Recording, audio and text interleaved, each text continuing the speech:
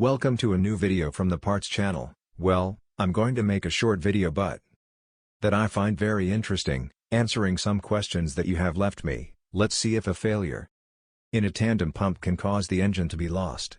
Engine oil, the answer is yes. The tandem pump has two functions, one is a vacuum pump, and another is a fuel pump. This means that fuel also passes inside the pump, and to lubricate itself it needs the engine oil.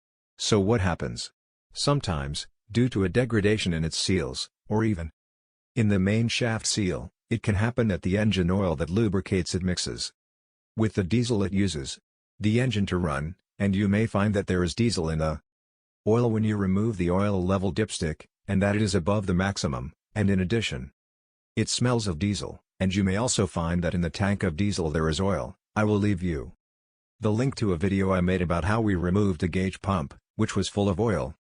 There we had to remove all the fuel, and clean the diesel circuit. Well, here you have this short video. If it has been useful to you, then don't forget to give a like and subscribe to the channel.